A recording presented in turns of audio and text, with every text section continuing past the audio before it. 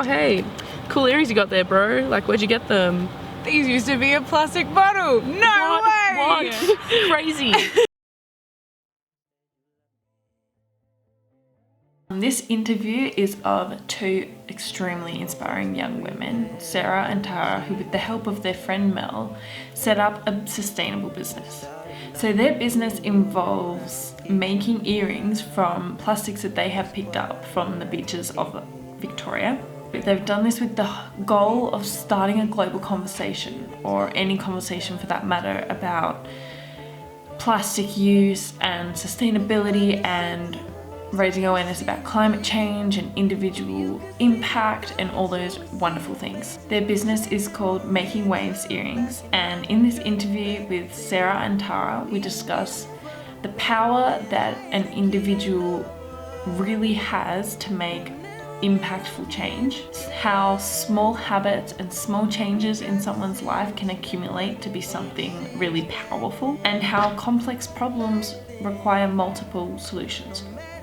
I felt very empowered talking to these two women, so I hope you do too. When being sustainable, there's definitely a big impact that we can have as individuals. And so, like, I use Keep Cup, I limit the amount of plastic waste I use, I try and go to supermarkets that sell without plastic, buy a lot of fruit and vegetables. I eat a diet of no meat so that I'm not having that effect. And then start of this year, we made a business that reuses plastic waste into earrings, which we are both wearing right now, if you want a little look. And yeah, that's been a big part of our sustainable journey. Just other reusable items like Keep Cup, cloth pads or Diva Cup, and just bringing cutlery, so you don't have to use plastic cutlery, just cutting down those single-use items, as well as choosing. I heard a quote: the most sustainable item is the one that you haven't bought. So that hits hard. Oh, so you shouldn't buy. Yeah, so things. just buying as much as you need, and maybe a little bit more, and yeah. Yeah, we live in a very consumeristic environment where more equals better. But really learning to really enjoy and love what you have, instead of needing to go, oh yeah, that's good, but I want more. Mm-hmm. So we started Making Waves in April. We both live right near the beach, we always have. I've been a lifesaver for 6 years, and I had just finished the season. I'd seen how much plastic waste was on the beach. You'd just done... And I had just been to New Zealand on a internship with Sustainable Coastlines, which they're the lead of, raising awareness for plastic pollution and doing their part. So it's really cool. New Zealand's amazing. We just got very inspired from our two different experiences during the summer, came back and we're like, hey, we really want to do something about this. So we started Making Waves. We did a competition with Precious Plastics at Monash. We won it. They inspired us. They taught us some skills on how to make them. We both love earrings. It was just kind of hand in hand, match made in heaven. And so yeah, we're turning plastic waste into earrings, starting those conversations. Yeah. So we do beach cleanups, we participate in them and we start them. We get plastic donated from coffee carts, from cafes that they're not going to use anymore. All their waste comes to us. We then sort them, so each different plastic has different melting points and you can't cross the plastics because then they can't be recycled again. It's a really important step to continue in that circular economy, so having no waste at all. We then take the earrings, sort them, melt them down into molds, and then they pop out like this. We put a hole in them, put the hook in, we make sure our hooks are bought fair trade, which is really important. And then we sell them and they start conversations, which is really cool. And then once people are done with them, they can send them back to us and we can remake them into something else. So no waste.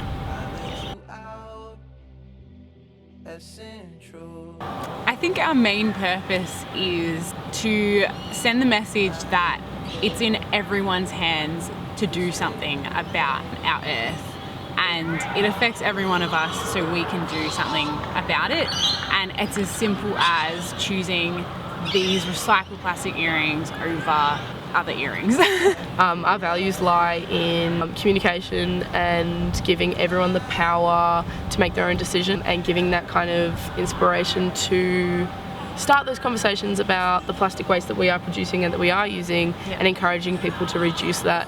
And these earrings they do just that. So people wear them, people go, oh hey, cool earrings you got there, bro, like where'd you get them? These used to be a plastic bottle. No way! What?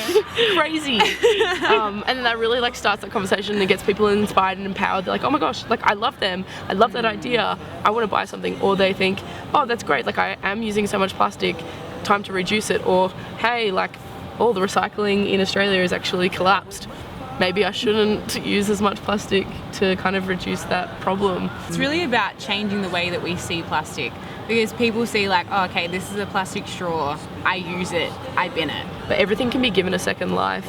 Especially plastic. Yeah, 100%. So we sell online. Making Waves Earrings is our business name. If you want to look us up on Google, we're the first one there. Then we also sell at markets. You can find us, we've got a Facebook page, we've got an Instagram, and we also have a LinkedIn if you're into that business side of things. But yeah, we try and be everywhere because we really want to create a platform that everyone can access. Definitely time. We're both, like there's 3 of us in the business, and we all university students. We all have our own jobs, and we all have our own commitments.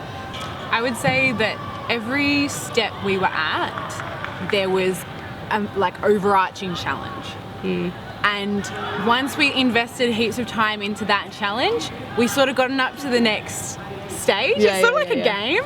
Like, so like when we first had the ideas, we're like, okay, like let's make really funky earrings. And we're like, actually, you know what? We could just use like little, soy sauce fish, chuck a hole in them, put some hooks in, it'll be great. And then we're like, actually, maybe we can make them look a little bit more funky, a little bit more sophisticated. And so then we went to the challenge and we figured that out, and then we're like, okay, we know how to do it. Now, how can we do it? Yeah. And so then we like bought the stuff, and then very low budget, like backyard science. I'm making them in my backyard. It's so much fun, but it is super low budget, and we love that though, because it allows us to do it. Yeah. It kind of goes back to my love for the planet. So I study environmental chemistry and earth science, and it's been really cool to learn about that stuff and then actually see it in the world.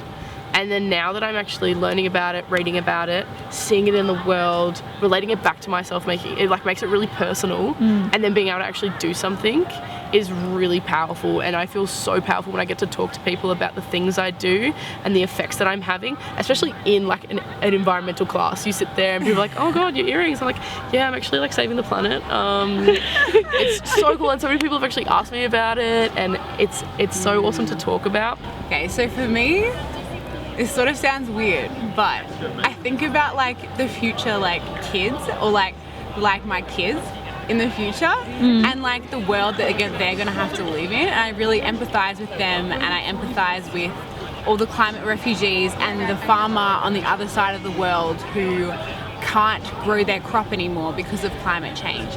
And they're not like really taxing on the environment. Like, we're the ones that have that choice, have that privilege, and yet are negatively impacting them. So that's like my thing that really gets me moving.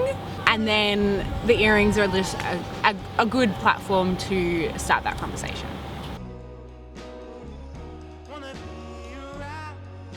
When trying to be sustainable, I think the first thing that I would suggest to do is to get educated. Really learn about the effects that certain things have on the planet, and actually look at multiple different types of research, because a lot of things can seem very jaded or very biased. So talking to people who who are studying environmental science, people who lecture in it, or professors, and even just people who have been involved in projects on it. Education is really powerful, knowledge is powerful, and then from that you can look at your own life. Start really small, little things that you do, try and change habits, which I know is so difficult, but if you just start really small, change really small habits, change multiple small habits, then that's just going to grow and have like a tidal wave effect where you're going to have the massive effect. Know that like you as an individual are so powerful and you can make a difference, even if it's small. Like, don't be deteriorated by people saying that you alone can't make a difference. You can. Stop listening to them. They don't know what they're talking about. Like, individual power on multiple levels with multiple people, big power. And It that all adds up. It and really plus, does. like, people higher up will see other people caring, and so then it will have ripple effects. Hence making waves. Hence, yeah, that's actually where our name came from, is that we wanted to start something and then project it, and so that other people could also start those conversations.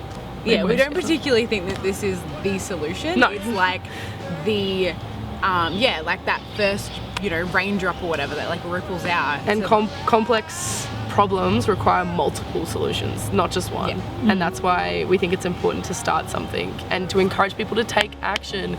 It's so important that people don't read, learn, and then do nothing. They don't go out of a classroom and just drop what they've just learned. Like, they actually do something about it. They don't talk to us at a market and then just go home. Like, we really hope that we're making a difference in people's lives, even if it's small, even if they've changed from a plastic toothbrush to a bamboo toothbrush. Yeah. You know what I mean? Like, start small, then get big.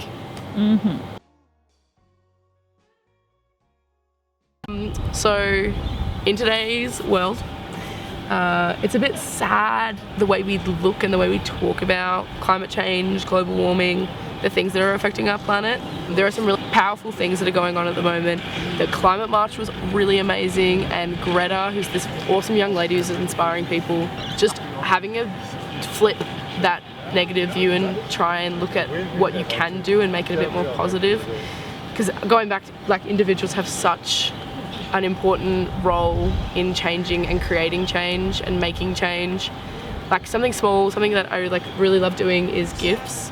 Like, if I'm giving a gift, I'll wrap it in newspaper. I don't buy gift wrapped anymore because it's actually got plastic in it, and it's a waste. Like, they rip it open and then throw it out. Yeah. So wrapping it in newspapers that I've read in the morning, and giving gifts that kind of inspire people to start changing. We had some leftover wallpaper. Oh yeah, which really goes well to do wrapping paper, and I just use a string instead of tape. Like, tape. Yeah. You can buy paper tape as well. It's actually so fun to be creative. Yeah. And like making cards out of paper instead of buying cards. Giving gifts that are like kind of little hints, like giving them. We give our own earrings now as gifts, which is really funny. It's a bit of self-promotion. But they're really beautiful. Yeah, and we really want to share them with everyone. Just being a bit more thoughtful. Take that time to do that. It is really important. Especially for gifts, because you do want it to be thoughtful. So like. Yeah. So if it's thoughtful in a sustainable way, then heck yeah, we love that. Life gets really busy and it is really hard and it's really easy to be convenient. But if you take that little bit of time just to change one little habit, and then you take that little time to talk about it with your friends, you're gonna make big changes. You're gonna make waves. Yeah, exactly. I found that I would be on a thing, like a habit, for maybe a month or so, and then I would sort of get that under wraps and then move on to the next thing because I was a bit bored. So like, I would buy a bamboo toothbrush, try that out, and like, okay, I'll keep it. Then next month, then I'll try making my own toothpaste, which that was fun. And so then, next thing. So it's not like, oh my gosh, the world is dying. I need to do absolutely everything in my power right this second, right now. It's like I need to stop breathing because otherwise I'm ruining the planet. Like, it's like, no, we chill out, bro. That's severe. It's okay. You have a right to be here. Yeah. But yeah, just taking that first step, because now looking back on it, like when I first started trying to make new habits, those things come so quickly to me. Yeah. So there's like an in-between, isn't there? It's like oh my god, the planet's dying. I can't do anything. Sadness. Oh, the planet's dying. I have to do everything. Oh my gosh. There's like an in-between where you can like, Yeah. the planet's dying, it's actually really awful and it's a bad thing, but there are so many positive things that I can do, Yeah.